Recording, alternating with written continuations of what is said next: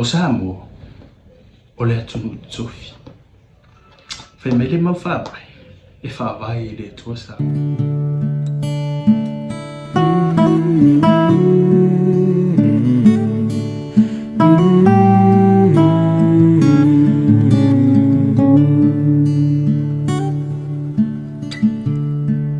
E oso a e pe a lela sulungi atu ai o folinga a o fau fau tua tu ile alofa pe moni e la utau tonga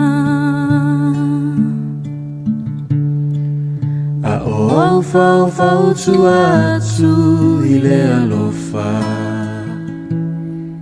pe moni e la utau tonga